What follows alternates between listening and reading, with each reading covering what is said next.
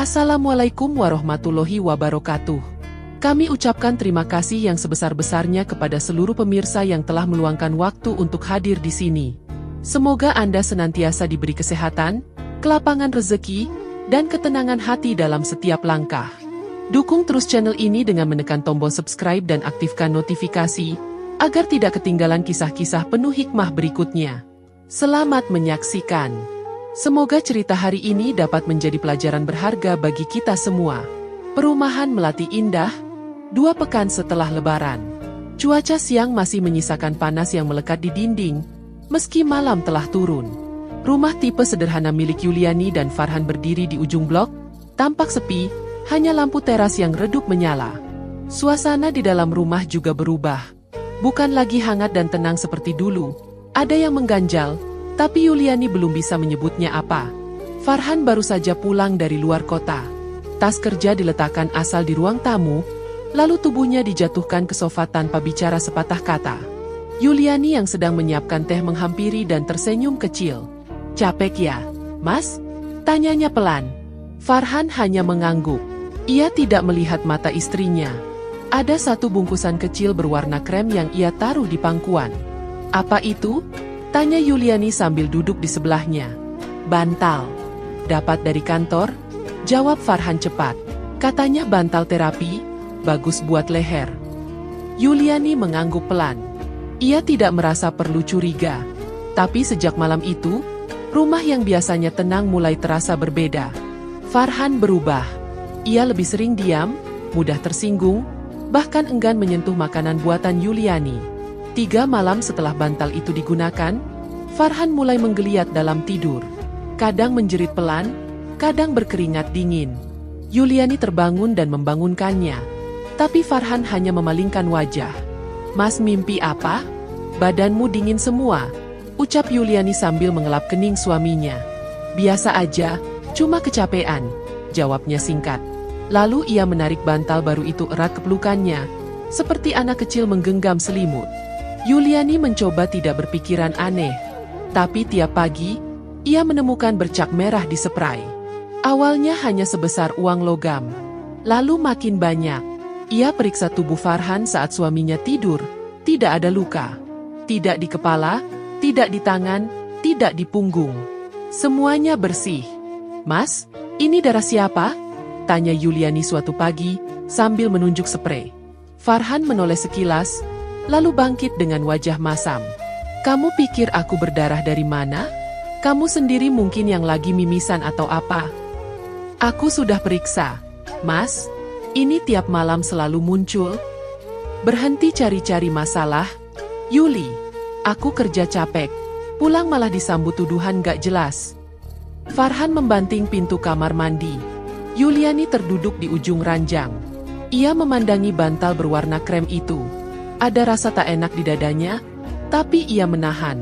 Ia tahu, kalau terlalu jauh bicara, Farhan akan semakin menjauh. Sore itu, Yuliani mencoba membicarakan hal ini pada ibu mertuanya, Bu Marni. Tapi responnya membuat Yuliani nyaris menangis. "Kamu itu terlalu halusinasi, Yuli. Suami pulang bawa bantal kok dicurigai. Dasar perempuan kurang syukur. Banyak istri lain gak dapat nafkah kayak kamu." Yuliani diam. Ia tahu, selama ini mertuanya memang tidak benar-benar berpihak padanya. Ia tidak ingin berdebat, tapi malam semakin mencekam. Farhan makin sering bicara sendiri dalam tidur. Kadang menyebut nama perempuan tapi bukan namanya. Suara itu lirih, tapi jelas. "Dinda, jangan tinggalin aku." Yuliani membuka mata lebar. Ia mendengar jelas. Tangannya langsung menyentuh bahu Farhan. Mas bangun.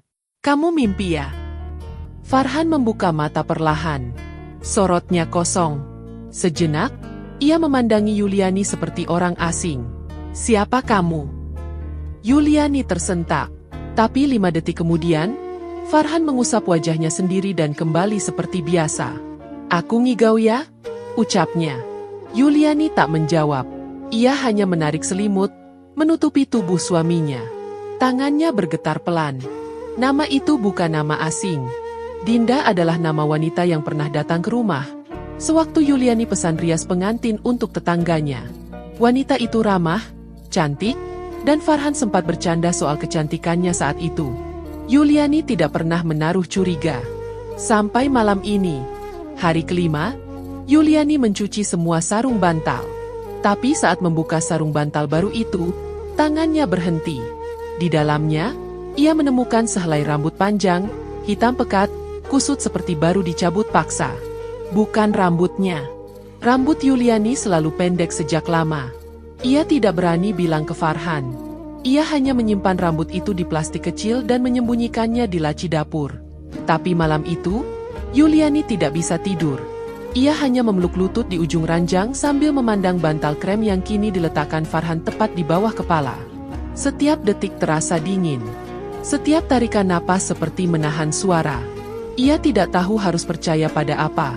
Tapi satu hal ia tahu pasti. Rumah ini tidak lagi sama. Farhan tidak lagi sama. Dan bantal itu bukan sekadar alas tidur biasa. Yuliani memejamkan mata, menahan isak.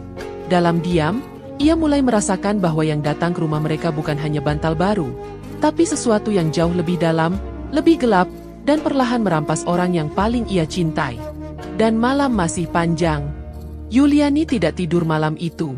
Sejak melihat Farhan tertidur pulas dengan kepala bersandar di bantal itu, bantal yang menyimpan rambut asing di dalamnya, dadanya seperti dihimpit batu.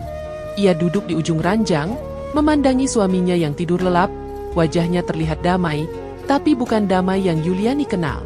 Wajah itu seperti wajah milik orang lain. Nafasnya tetap teratur, tapi bibirnya sesekali bergerak pelan, menyebut nama yang masih membekas di telinga Yuliani, Dinda. Tapi satu nama bisa berubah banyak hal. Dan malam itu, dalam sunyi rumah sendiri, Yuliani tahu ia harus mencari tahu lebih dari sekadar bantal dan rambut. Besok paginya, Yuliani diam. Ia siapkan sarapan seperti biasa. Tanpa tanya, tanpa menatap lama. Farhan pun tampak lega. Mungkin mengira istrinya sudah menyerah pada keadaan. Tapi Yuliani justru sedang menyusun langkah, perlahan, tanpa suara. Ketika Farhan pamit dengan dalih, meeting mendadak. Yuliani langsung mengenakan jaket tipis dan membuntuti dari kejauhan, berjalan cepat, menyusuri gang belakang, dan memanggil tukang ojek langganannya. Mobil Farhan berhenti di depan sebuah rumah kecil bergaya minimalis. Letaknya agak terpencil di ujung perumahan baru. Cat temboknya masih terang, dengan pagar hitam mengkilap dan pot bunga plastik tertata rapi. Tidak ada papan nama, tidak ada jejak keluarga. Hanya ada satu motor metik dan sepasang sandal wanita yang diletakkan tergesa di depan pintu. Yuliani bersembunyi di balik pohon trembesi yang tumbuh di seberang jalan. Tubuhnya bergetar saat pintu rumah itu terbuka dan dari dalam, seorang wanita keluar sambil mengenakan daster ketat berwarna ungu pucat. Wanita itu tertawa kecil, lalu memeluk Farhan dari samping. Farhan membalasnya dengan cepat. Satu tangan memeluk, satu lagi mengelus rambut wanita itu. Yuliani menggigit bibirnya sendiri agar tidak berteriak. Nafasnya sesak, tapi tubuhnya tetap berdiri. Seolah hati menolak hancur sebelum tahu semuanya. Wanita itu adalah Rani. Seorang perias wajah freelance yang dulu pernah Yuliani undang untuk acara pengajian tetangganya. Dulu, Rani hanya datang sekilas, dengan senyum manis dan bau parfum mahal. Farhan sempat bercanda. Wangi banget, kayak pengantin tiap hari.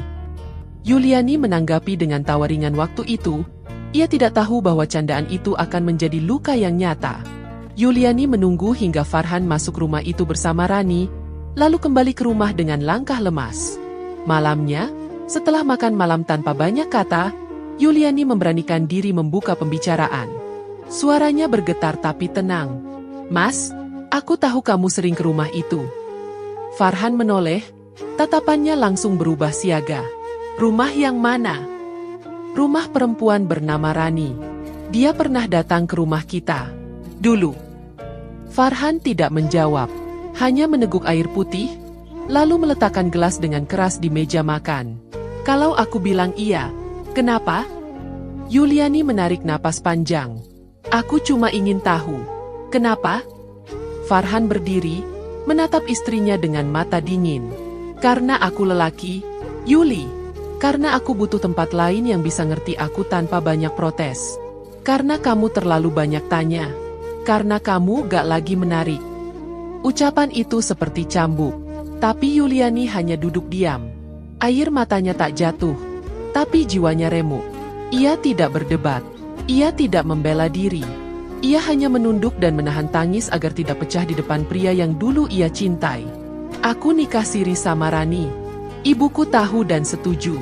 Dan aku akan tetap adil. Selama kamu tahu tempatmu. Lanjut Farhan, dingin. Yuliani berdiri perlahan. Mengambil piring-piring kotor dan membawanya ke wastafel. Tangannya gemetar saat memegang sabun cuci, tapi ia paksa tetap sibuk. Malam itu, ia tak lagi tidur di ranjang. Ia duduk di lantai dekat dapur sampai fajar tiba. Esoknya, tetangga mulai berbisik. Salah satu di antaranya, Bu Tati, mendekat dengan wajah prihatin. Bu Yuli, saya bukan mau ikut campur, tapi perempuan yang tinggal di rumah ujung sana itu, suka ke rumah Pak Bismo, dukun yang tinggal di balik kampung. Yuliani diam. Kadang malam-malam keluar pakai kerudung gelap, naik ojek sendirian. Orang bilang dia pasang susuk atau bawa-bawa minyak pengasihan. Saya cuma kasihan lihat ibu makin kurus. Yuliani menunduk, tak sanggup menjawab. Tapi dalam hatinya, mulai tumbuh keyakinan bahwa bantal itu, rambut itu, darah di spray itu, semuanya bukan sekadar kebetulan. Tapi ia belum punya bukti. Ia belum punya kekuatan untuk bicara lantang. Sementara Farhan masih tidur di ranjang mereka, membawa pulang tubuh yang sama, tapi bukan lagi suami yang dulu. Malamnya, Farhan pulang lebih awal. Ia mandi, memakai parfum yang tidak pernah ia pakai saat bersama Yuliani, lalu berbaring di ranjang sambil memeluk bantal krem itu. Bantal yang selalu ia bawa kemanapun, bahkan saat ke kantor. Yuliani masuk pelan, duduk di ujung ranjang, memandangi suaminya. Mata Farhan terbuka setengah, bibirnya menyebut nama itu lagi. Rani? Yuliani menoleh, pelan-pelan menyentuh pergelangan tangan suaminya. Tapi Farhan langsung menarik tangannya kasar. Jangan ganggu, aku capek. Yuliani mengangguk pelan. Ia bangkit, lalu berjalan ke arah dapur. Di dalam gelap, ia membuka laci kecil di bawah rak piring. Plastik kecil berisi helaian rambut panjang itu masih ada. Ia tatap dalam-dalam. Dalam diam, hatinya menjerit. Bukan karena ia sudah kalah, tapi karena ia masih belum sanggup kehilangan. Dan malam pun berakhir tanpa kata. Tapi gelapnya belum selesai. Sejak malam terakhir, Yuliani mulai takut pada keheningan. Sejak Farhan menepis tangannya dan menyebut nama perempuan lain dalam tidur, sesuatu dalam dirinya runtuh. Tapi justru dari runtuhan itu, Yuliani berdiri lebih dalam. Setiap pagi setelah suaminya pergi, ia membersihkan kamar dengan perlahan, berhati-hati seperti menyentuh luka yang belum kering. Tapi luka itu terus menganga. Di sela lipatan selimut, di bawah bantal, di celah kasur, ia menemukan rambut-rambut panjang yang bukan miliknya. Hitam, kusut, lembab. Jumlahnya tidak masuk akal. Seolah ada seseorang yang tidur bersamanya dan meninggalkan jejak setiap malam. Yuliani mencuci ulang semua spray dan sarung bantal. Ia buang bantal itu dan menggantinya dengan yang baru, yang masih terbungkus plastik.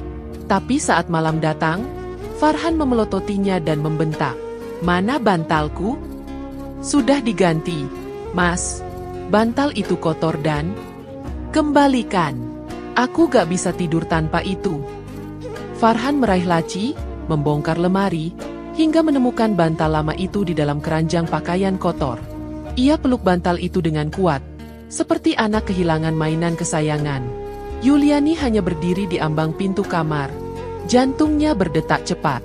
Ada rasa takut yang bukan karena marah Farhan, tapi karena tatapan kosong di mata suaminya saat memeluk bantal itu. Seperti bukan Farhan. Malam itu, Farhan tidur lebih awal.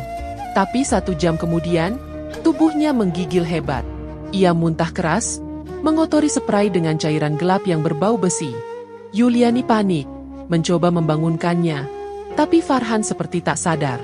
Matanya terbuka sebagian, tangannya gemetar, dan tubuhnya seperti direnggut dari dalam. Dengan tergesa, Yuliani membawanya ke klinik terdekat. Tapi setelah diperiksa, dokter hanya menggeleng. Semua hasil normal. Tidak ada gejala mak, infeksi, atau gangguan organ dalam. Mungkin stres, Bu, kata dokter, mencoba masuk akal. Yuliani tidak menjawab. Ia hanya menatap Farhan yang kini tertidur di kursi klinik, masih menggenggam bantal yang ia bawa sendiri dalam pelukan. Sesampainya di rumah, Farhan langsung masuk kamar dan kembali tertidur.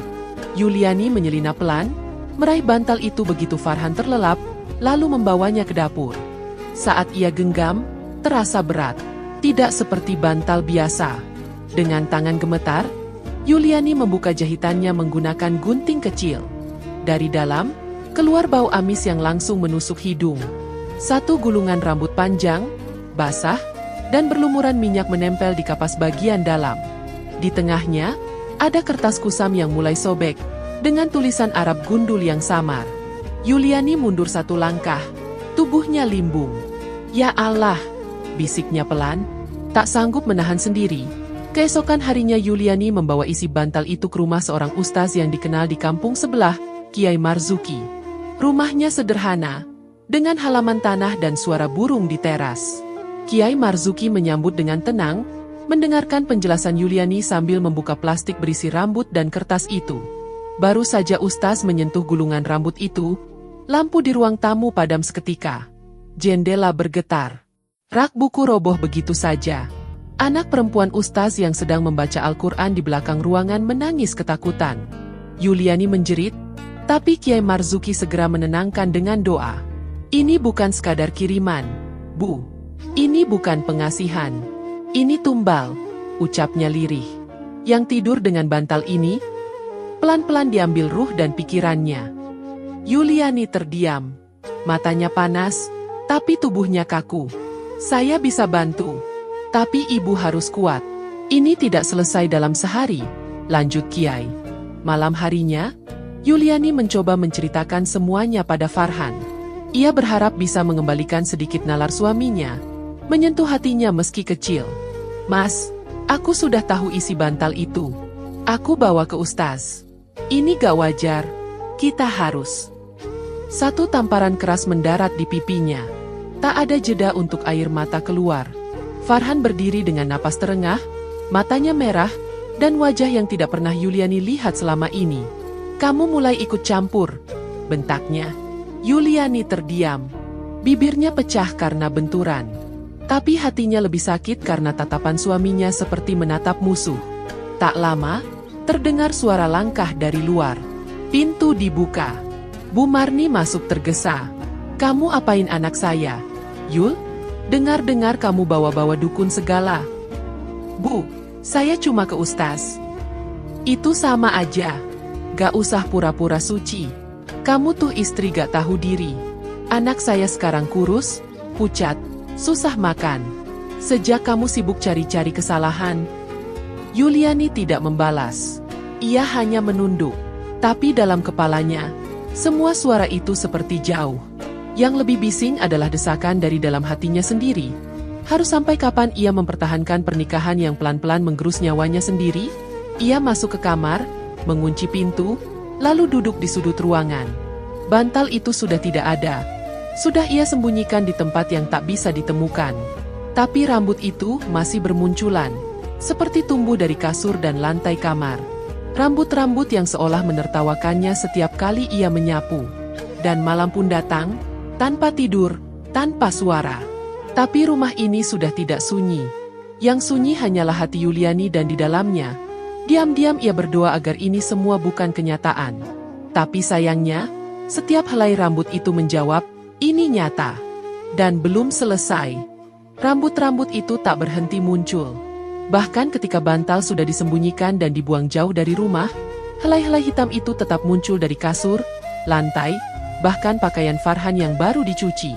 Yuliani menyapu kamar dengan tangan gemetar setiap pagi, tapi tetap saja, rambut itu ada lagi, dan lagi. Seperti mengejek. Seperti tahu bahwa ia tak bisa pergi kemana-mana. Kini luka mulai muncul di tubuh Farhan. Di punggungnya, kulit tampak melepuh seperti terbakar air panas.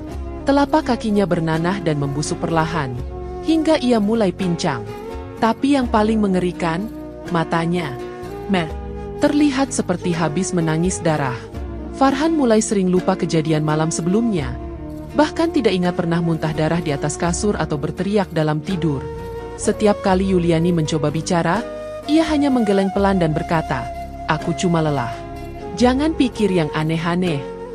Tapi Yuliani tahu, ini bukan lelah. Ini bukan tubuh manusia biasa. Ini bukan lagi Farhan yang ia nikahi 7 tahun lalu. Ketika luka itu semakin parah, Yuliani mengajak Farhan ke klinik. Tapi dokter hanya mengerutkan dahi, mengusap pelan borok di kaki Farhan, lalu berkata pelan, "Tak ada infeksi." "Tapi kenapa bisa begini? Saya tidak tahu." Farhan hanya tertawa, lalu berkata ringan, "Mungkin aku kena kutukan istri cerewet." Yuliani tidak tertawa.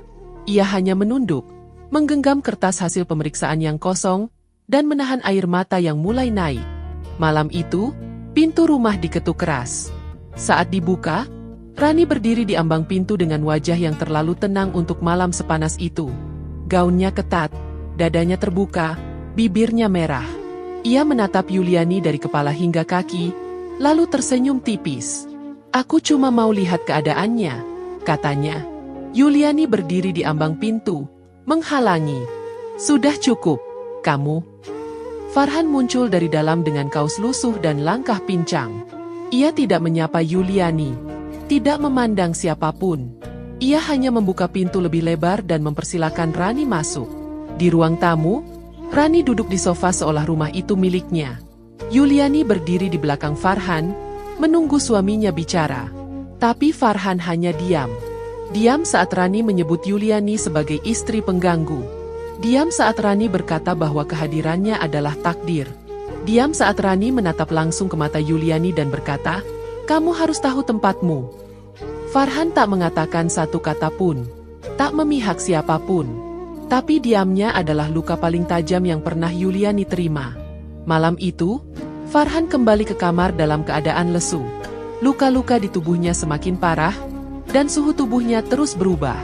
Kadang panas menyengat, kadang dingin seperti mayat. Yuliani menyentuh dahi suaminya, lalu menjerit kecil. Kulit Farhan terasa seperti logam panas yang baru diangkat dari api. Mas sadar nggak? Mas bangun." Farhan tidak menjawab. Tubuhnya mulai menggeliat, lalu terjatuh dari tempat tidur. Punggungnya melengkung aneh, seperti dililit sesuatu. Dari mulutnya keluar busa putih. Ia menjerit, tapi suaranya bukan suara Farhan. Suaranya dalam, berat, seperti dari kerongkongan orang lain. Yuliani mundur beberapa langkah, tubuhnya membentur lemari. Lalu, suhu kamar menurun drastis. Sangat dingin. Napas Yuliani beruap. Lampu kamar berkedip pelan. Dan dari dalam lemari terdengar bisikan. Lirih, tapi jelas. "Dia milikku. Kau tak bisa ambil dia." Yuliani menutup telinganya, mencoba berzikir. Tapi setiap kali menyebut nama Allah, lampu berkedip lebih keras, suara bisikan makin nyaring, dan pintu kamar terkunci dengan suara keras. Jantung Yuliani berdetak kencang. Tangannya bergetar saat ia menempelkan telapak ke dada, membaca doa-doa pendek dengan suara tercekat. Tapi udara di kamar seperti ditolak. Ayat-ayat yang ia ucapkan terasa berat di mulut, dan semakin ia membaca, semakin banyak rambut muncul dari sela lantai dan bawah kasur. Farhan menjerit, tubuhnya terbakar pelan. Kulit punggungnya mengelupas. Tapi ia tidak sadar. Matanya kosong, menggeliat di lantai dengan busa dan darah dari mulut. Yuliani menangis keras, tapi tidak tahu lagi harus memohon kepada siapa. Dan di tengah ketakutan yang membatu itu, satu suara muncul dari dalam dirinya sendiri. Bukan bisikan mistis, tapi suara yang paling menyakitkan. "Masih mau kau pertahankan lelaki ini, yang sudah tak mengenalmu, tak membelamu, dan kini bahkan bukan milikmu lagi?" Yuliani menggigit bibirnya sendiri hingga berdarah, tapi tak sanggup menjawab, karena jawabannya terlalu rumit, dan terlalu hancur untuk diucapkan. Ia terduduk di lantai kamar, bersandar di dinding, sementara Farhan terus menggeliat, dan suhu kamar turun makin rendah. Di ujung ruangan, lemari itu masih mengeluarkan bisikan samar. Dan pintu, belum juga terbuka. Pintu kamar terbuka tiba-tiba menjelang subuh. Farhan tergeletak di lantai. Napasnya berat, kulitnya lembab oleh keringat dingin. Tapi Yuliani tidak segera menyentuhnya. Ia masih duduk membatu di sudut kamar, tubuhnya menggigil. Bisikan dari lemari sudah menghilang, tapi bekas suara itu masih menggema di telinganya. Ia tidak tahu apakah yang baru saja terjadi bisa disebut sebagai mimpi buruk atau kenyataan paling keji yang pernah ia alami. Tapi satu hal yang pasti, ini bukan lagi urusan rumah tangga biasa. Ini sudah menyentuh sisi paling gelap yang bahkan tak pernah ia bayangkan bisa disentuh oleh kehidupan. Setelah mengusap wajah dan berusaha menenangkan napasnya, Yuliani berdiri perlahan. Farhan tertidur kembali di atas lantai, memeluk bantal yang entah bagaimana bisa kembali ke kamar mereka. Yuliani melangkah pelan keluar, mengambil jaket dan tas kecil. Ia tidak bisa menunggu lebih lama. Ia tidak mau menunggu sampai tubuh Farhan tak bisa bicara lagi, atau ia sendiri menjadi gila karena tidak percaya apa yang ia lihat. Di luar, langit masih abu-abu. Jalanan sepi, hanya beberapa ibu lewat menuju pasar. Yuliani berjalan cepat ke arah yang sudah ia rencanakan sejak malam ke rumah Rani. Kali ini, bukan untuk menuduh, tapi untuk tahu. Untuk melihat sendiri apa yang disembunyikan perempuan itu selain tubuh cantik dan wajah halus yang selalu terhias senyum. Rumah Rani berdiri di antara dua bangunan tua. Lebih mencolok karena catnya selalu bersih dan tanaman plastik di terasnya selalu berganti.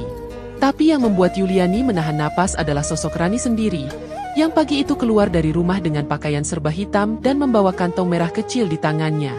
Rani tidak melihatnya. Ia berjalan cepat ke arah belakang kampung, masuk ke jalan setapak berbatu yang jarang dilewati orang. Yuliani mengikuti dari jauh. Dari balik pohon dan semak liar, ia melihat jelas. Rani berhenti di depan rumah tua yang kusam dan gelap. Di depan pintunya tergantung boneka kain yang sudah usang. Aroma kemenyan tercium tajam dari kejauhan. Seorang lelaki tua keluar, mengenakan sarung dan baju lusuh, dengan mata tajam dan wajah dingin. Rani membungkuk sedikit, lalu menyerahkan kantong merah itu. Lelaki itu mengangguk tanpa bicara, lalu membuka pintu dan membiarkan Rani masuk. Langkah Yuliani goyah, tapi matanya tak lepas dari rumah itu. Ia melihat boneka kain yang sama seperti yang pernah ia temukan di rumah kontrakan Rani. Kini ia yakin, Rani bukan hanya istri kedua. Ia bukan sekadar wanita muda yang merebut suami orang. Ia adalah sesuatu yang lebih gelap dan lebih siap merenggut segalanya demi apa yang ia inginkan. Keesokan harinya, Yuliani kembali ke rumah Rani. Tapi kali ini, ia datang dari depan. Ia mengetuk pintu dengan tenang. Pintu terbuka, dan Rani berdiri dengan rambut terurai, mengenakan tank top tipis dan celana pendek. Senyumnya dingin. "Oh, kamu. Mau apa?" "Aku cuma ingin tahu kenapa kamu lakukan semua ini," suara Yuliani serak. Rani tertawa pelan. "Lakukan apa? Ambil suamimu? Dia yang datang ke aku, bukan aku yang tarik. Mungkin kamu yang terlalu hambar, terlalu biasa. Laki-laki itu bosan." Yuliani menggertakkan rahang, tapi tetap diam. "Kamu itu cuma perempuan basi yang ditinggal zaman. Masih mikir suami satu cukup untuk hidup? Masih percaya cinta dan kesetiaan? Lucu." Farhan berubah. "Kamu tahu itu," ucap Yuliani tegas. "Tentu saja dia berubah. Karena dia sudah milikku sekarang." Yuliani menghela napas panjang. Ia menatap mata Rani, mata yang terlalu tajam untuk perempuan muda biasa.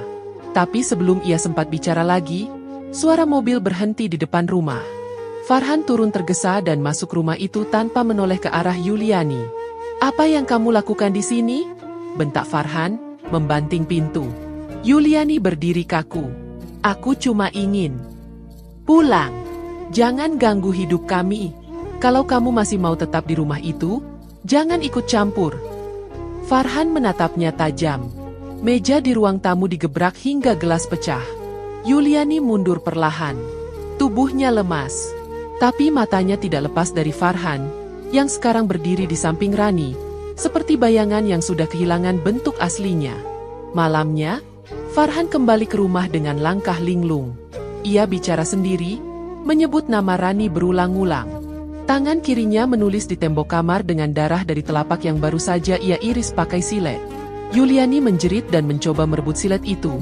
Tapi Farhan hanya menatapnya datar, lalu tertawa. "Dia memanggilku lewat darah, dia mencintaiku lewat luka." Yuliani menangis di lantai. Ia tak tahu harus bagaimana. Ia ingin menyelamatkan suaminya. Tapi setiap kali ia berusaha, Farhan menjauh. Dan kini, rumah ini bukan lagi rumah. Ini sudah menjadi tempat iblis menaruh jejaknya. Ia duduk di sudut ruangan, tubuhnya gemetar. Tapi bukan karena takut. Karena ia mulai sadar, mungkin satu-satunya cara menyelamatkan Farhan adalah membiarkannya hancur sepenuhnya. Dan di luar kamar, suara bisikan kembali terdengar. Kamu tak bisa menyelamatkan seseorang yang sudah menyerahkan dirinya sendiri. Tembok kamar masih basah oleh darah dari telapak tangan Farhan semalam. Coretan tak terbaca itu belum sempat Yuliani bersihkan, dan kini ia hanya duduk di lantai dengan tangan yang kaku.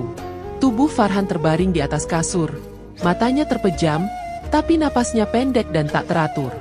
Beberapa kali tubuhnya bergetar tanpa sebab, tapi tak ada demam, tak ada batuk, tak ada sakit yang bisa dijelaskan. Yang tinggal kini hanyalah bantal itu. Bantal yang ia temukan kembali tergeletak di bawah kolong ranjang. Entah sejak kapan ia kembali ke sana, dan siapa yang menaruhnya. Isinya keras, berat, seolah bukan diisi kapas, tapi beban yang tak bisa ditebak bentuknya. Sejak Farhan memeluknya malam tadi, ia tertidur lebih tenang. Tapi bukan ketenangan manusia. Wajahnya kosong, dan matanya tak bergerak meski kelopak terbuka setengah. Yuliani tidak tahu lagi harus percaya siapa. Tapi ia tahu kemana harus pergi. Siang itu, dengan kain menutupi bantal dan doa pendek yang tak putus dari bibir, ia membawa benda itu kembali ke rumah Kiai Marzuki. Kiai menerima dengan wajah muram. Tak banyak tanya, tak banyak bicara. Ia mengangguk, lalu mengajak Yuliani ke halaman belakang pesantren. Di sana, di tanah lapang di antara pohon pisang, disiapkan tungku batu sederhana dan tumpukan kayu kering.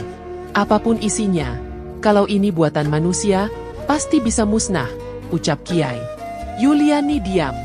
Ia tak yakin, tapi ia ingin percaya. Api dinyalakan. Bantal diletakkan tepat di atas kayu yang sudah membara. Tapi tak ada reaksi. Bahkan kainnya tak menghitam. Seperti bantal itu menolak terbakar. Beberapa murid pesantren mulai berzikir pelan. Kiai Marzuki menambahkan minyak tanah dan daun bidara.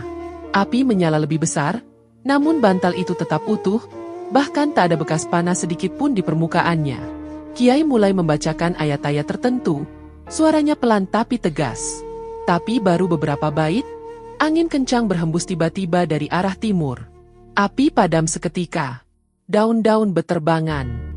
Salah satu santri berteriak saat lampu gantung di teras belakang jatuh sendiri dan pecah di tanah.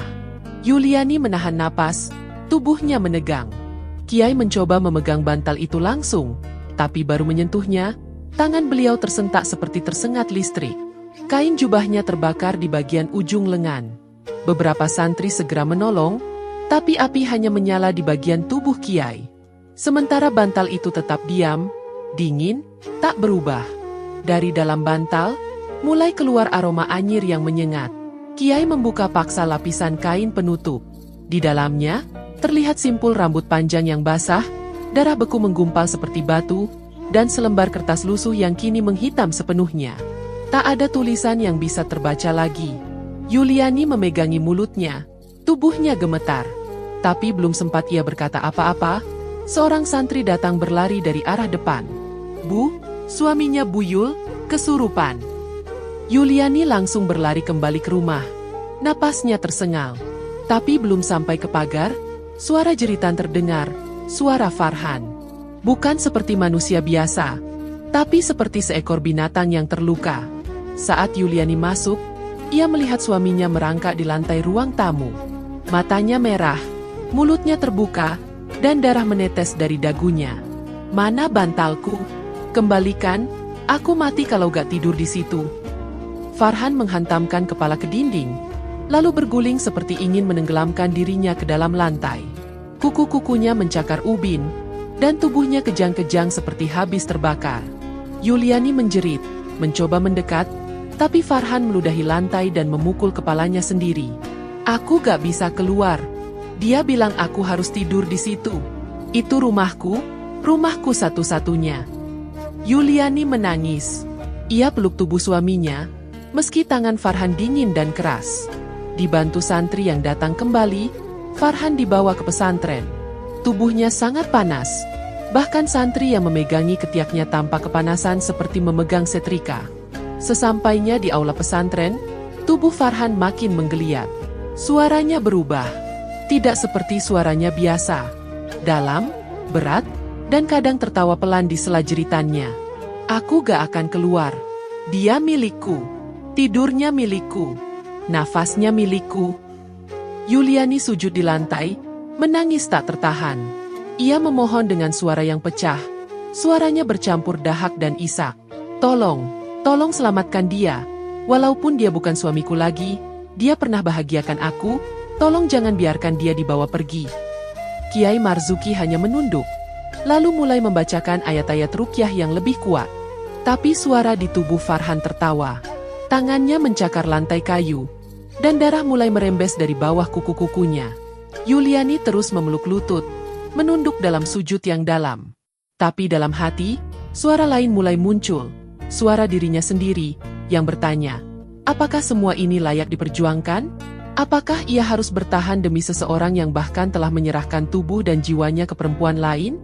Apakah semua ini cinta?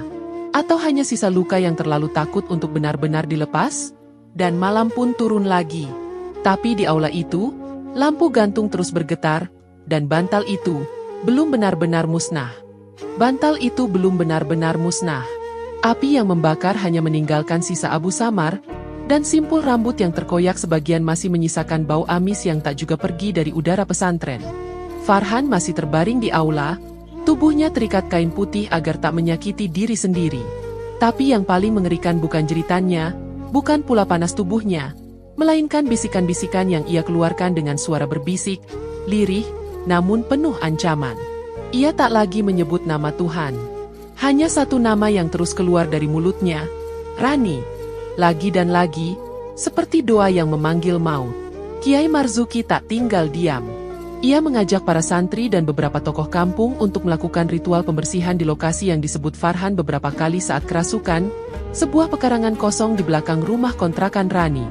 Yuliani ikut, meski langkahnya berat dan jantungnya tak berhenti bergetar.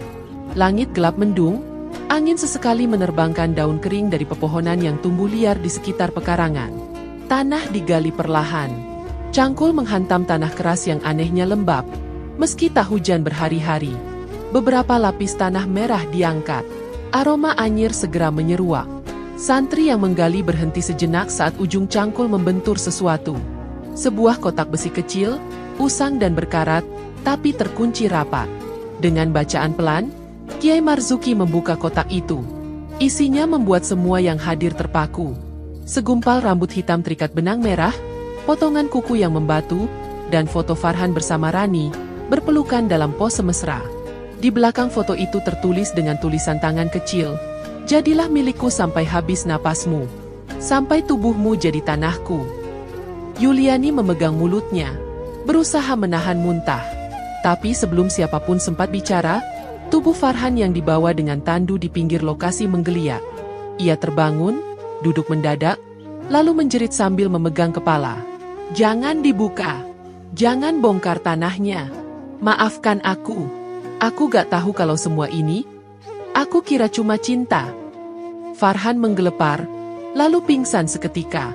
Kain pembungkus tubuhnya basah oleh keringat, dan matanya meneteskan air meski sudah tak sadar. Semua mata memandang ke kotak itu. Tapi yang lebih mengejutkan, tanah di bawah kotak tidak kering. Lumpur merah seperti darah menetes terus, mengalir pelan dari kedalaman tanah. Beberapa warga bersumpah melihat tanah itu berdenyut seperti jantung. Tak butuh waktu lama, kabar tersebar bahwa Rani menghilang. Rumah kontrakannya kosong. Pintu depan terbuka lebar, namun tak ada siapapun di dalam. Di kamar tidurnya hanya tersisa satu boneka jerami yang ditusuk paku di kepala dan dada, penuh rambut wanita yang mirip dengan yang ditemukan di bantal Farhan. Di lemari, ditemukan pakaian dalam yang dilumuri sesuatu berwarna hitam pekat dan bau menyengat. Tak ada jejak Rani. Seolah ia lenyap di telan tanah yang sama yang memberinya kekuatan. Farhan dibawa kembali ke rumah pesantren. Namun perubahan sudah mulai terlihat. Kulit tubuhnya yang tadinya memerah dan melepuh, kini mulai menghitam perlahan. Seperti arang, seperti terbakar dari dalam.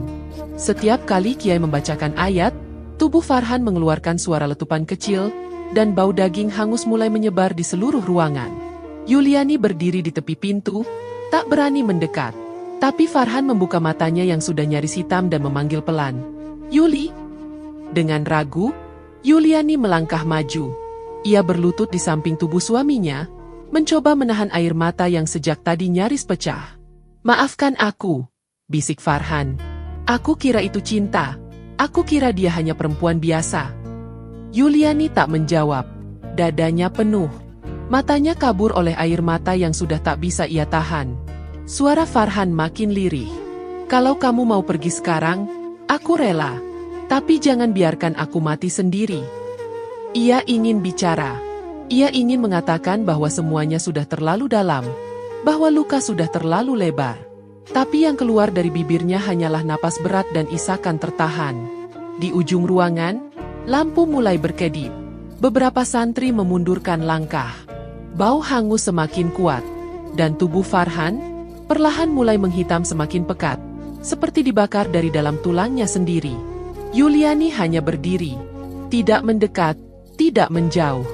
Tangannya mengepal, karena yang terbaring di hadapannya, meski memakai wajah Farhan, bukan lagi suaminya, tapi sisa dari apa yang pernah ia pertahankan dengan seluruh jiwanya. Dan dari luar aula, terdengar suara lirih, serak, seperti berbisik dari bawah tanah. "Dia milikku. Sampai habis tubuhnya. Sampai habis seluruhmu." Tubuh Farhan terus menghitam. Bau hangus yang menyesakkan paru-paru kini menjadi bagian dari udara di pesantren. Setiap langkah Yuliani mendekat selalu disambut bisikan ragu dalam hatinya. Apakah yang ia hadapi ini masih manusia, atau sekadar sisa-sisa tubuh yang dipinjam sesuatu dari dunia yang tak kelihatan? Ia teringat kata-kata Kiai Marzuki malam sebelumnya, bahwa azab tidak selalu datang lewat petir atau air bah. Kadang ia menyusup lewat cinta yang salah tempat, dan tumbuh jadi kutukan yang tak bisa ditawar. Sudah 3 hari Farhan tidak makan. Setiap sendok bubur yang masuk akan dimuntahkan kembali, bersama darah kental berwarna kehitaman. Bibirnya pecah, matanya sayu tapi gelisah. Tangannya mulai mencakar wajah sendiri setiap kali malam datang, seperti ingin mencabut sesuatu dari dalam kepalanya. Santri yang berjaga sempat mencoba menahannya, tapi kuku Farhan begitu kuat, dan jeritannya begitu liar hingga 2 orang harus memegangi kedua tangannya agar tak melukai diri lagi. Yuliani tidak pulang. Ia tidur di selasar pesantren, kadang hanya duduk bersandar sambil memeluk lutut. Tubuhnya lelah, tapi pikirannya tak berhenti berputar. Setiap malam, ia duduk di samping tubuh yang dulu ia cintai dengan seluruh hidupnya. Tapi kini hanya bisa ia pandangi tanpa tahu apakah ia masih boleh berharap. Air matanya kering. Ia tidak tahu kapan terakhir kali menangis. Yang tersisa kini hanyalah sunyi yang menggigit pelan dari dalam dada. Malam itu, Farhan memanggil namanya. Suaranya serak, lemah, hampir tak terdengar. "Yuli, duduklah di sini sebentar saja." Yuliani menghampiri, duduk pelan di samping ranjang kayu yang mulai berbau aneh. Ia mengusap pelipis Farhan dengan kain basah. Kulit suaminya terasa seperti kayu lapuk, keras tapi lembab. Ia mengambil Al-Quran kecil dari tasnya, membuka pelan, dan mulai membaca dengan suara yang lirih. Baru 3 ayat bergema, Farhan menjerit keras. Berhenti! Berhenti!" Tubuhnya menggeliat hebat. Busa keluar dari mulutnya, disusul darah yang mengalir dari hidung dan telinga. Jari-jarinya mencengkeram udara, dan dari tenggorokannya terdengar suara seperti geraman binatang. Yuliani mundur 1 langkah. Tangannya gemetar, tapi ia tak berhenti membaca. Farhan mendadak batuk keras. Tubuhnya membungkuk ke depan, dan dari mulutnya keluar sesuatu, sehelai rambut panjang, hitam, basah, tercampur darah kental. Yuliani terdiam. Rambut itu jatuh ke lantai, melingkar seperti hidup, lalu diam. Tubuh Farhan jatuh ke ranjang. Diam, tak bergerak. Matanya terbuka, membeku menghadap langit-langit. Jari-jarinya mengarah lurus ke atas, seperti menunjuk sesuatu yang tak terlihat. Tapi tubuhnya tak bergerak lagi. Nafasnya hilang. Suara berhenti. Jeritan sudah selesai. Yuliani menunduk, perlahan menyentuh tangan Farhan yang kini dingin. "Sudah selesai, Mas," bisiknya, Tapi tak ada air mata. Tak ada suara. Hanya dada yang terasa kosong. Seperti ditinggalkan sesuatu yang dulu mengisi seluruh ruang di dalamnya. Kabar datang keesokan paginya. Mayat seorang perempuan ditemukan di pinggir kali, tak jauh dari rumah kontrakan Rani. Tubuhnya mengenaskan, luka bakar menutupi sebagian besar kulit, wajahnya meleleh seperti lilin yang dibiarkan terbakar, dan rambutnya nyaris habis rontok. Warga mengenalinya dari bekas pakaian dan perhiasan. Rani. Tidak ada keluarga yang datang mengambil. Tidak ada yang mengaku mengenal. Ia dikuburkan oleh warga dengan hati-hati. Beberapa ibu kampung menyebutnya sebagai azab istri kedua yang merebut suami dengan ilmu kotor. Tak sedikit pula yang bergidik saat menyebutkan bahwa wajahnya yang terbakar masih menunjukkan ekspresi seolah tertawa, tawa yang tak selesai. Yuliani menguburkan Farhan di pemakaman keluarga, ditemani Kiai Marzuki dan beberapa tetangga yang tak pernah tahu seperti apa neraka yang sebenarnya telah masuk ke dalam rumahnya selama ini. Ia berdiri di depan liang, menatap tubuh yang dulu memeluknya dengan hangat, kini kembali ke tanah yang basah tanpa pamit. Tidak ada tangis. Ia sudah habis menangis sejak lama. Yang tersisa hanyalah tubuh yang ingin pulang dan hati yang ingin tenang. Tapi saat tanah terakhir dijatuhkan ke liang, suara lirih terdengar dari bawah, samar seperti dari balik pintu yang dikunci rapat. "Aku masih di sini." Yuliani terdiam. Ia tidak bergerak. Ia hanya memejamkan mata. Karena ia tahu, beberapa luka tidak dikuburkan bersama tubuh. Tanah masih basah saat tubuh Farhan ditutup sepenuhnya. Dan suara lirih dari bawah kubur tadi terus terngiang di telinga Yuliani, meski kini sudah tak ada siapa-siapa yang membisikkannya lagi. Ia berdiri agak lama di tepi liang, tak menunduk, tak pula menengadah. Ia hanya diam, seperti tubuh tanpa suara. Sementara itu, kabar tentang Rani menyebar lebih cepat dari asap. Mayat hangus perempuan itu menjadi bahan obrolan, tapi tidak satupun orang berani mengaku pernah dekat dengannya. Tidak ada yang mengklaim kenangan. Seolah ia memang datang hanya untuk mengambil dan pergi tanpa izin. Di hari yang sama, saat langit mendung namun tak kunjung hujan, Yuliani mendatangi rumah Kiai Marzuki untuk terakhir kali. Ia membawa satu bungkusan besar, bantal krem yang tak pernah bisa musnah, simpul rambut terakhir yang ia temukan di sela kasur, serta foto Farhan dan Rani yang ia temukan kembali di dalam dompet suaminya, terselip di balik KTP-nya sendiri. Foto itu terlipat rapi, tapi saat dibuka, gambar wajah keduanya tampak kusam seperti sudah terbakar sebagian, padahal tak pernah disentuh api. "Ini semua milik mereka," kata Yuliani pelan saat menyerahkan barang-barang itu ke Kiai. Kiai Marzuki menatapnya dalam, lalu mengangguk tanpa banyak tanya. Di tanah lapang belakang pesantren, lubang kecil sudah disiapkan. Tidak besar, tidak dalam, tapi cukup untuk menutup semua yang sudah lama menjadi sumber malam-malam tak tidur, dan jeritan yang tak lagi bisa dibedakan dengan doa. Saat benda-benda itu dimasukkan satu persatu, Yuliani tidak menangis. Tapi jari-jarinya mengepal erat di sisi rok. Ia melihat bantal itu ditempatkan paling bawah, disusul rambut, dan terakhir foto itu, foto yang mewakili dosa yang pernah dianggap cinta. Kiai membacakan doa panjang, lirih tapi kuat, seolah bicara dengan sesuatu yang tidak tampak. Angin tiba-tiba bertiup halus dari arah utara, membawa serta bau tanah basah yang pekat. Daun-daun pohon pisang di belakang bergetar ringan. Dan tanah di dalam lubang itu bergerak, tidak mengguncang, tidak membuat semua panik, tapi bergetar halus, seolah menyambut, seolah menarik benda-benda itu dalam diam. Satu sekop, dua sekop, tanah ditimbun perlahan.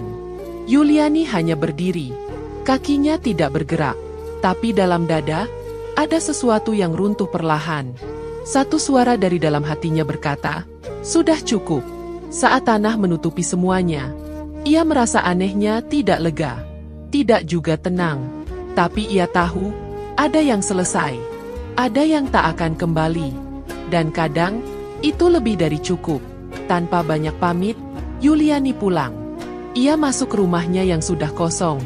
Tak ada jejak suara Farhan. Tak ada lagi rambut di bawah ranjang. Tak ada bayangan Rani di jendela dapur. Semua sudah bersih. Tapi rumah itu tidak lagi punya nyawa. Ia seperti cangkang, bangunan tanpa napas. Dengan satu koper kecil dan sepasang mukena yang terlipat rapi, Yuliani meninggalkan rumah itu. Kunci ia letakkan di meja ruang tamu. Tak satu pun benda ia bawa dari masa lalu. Tak satu pun foto ia selamatkan.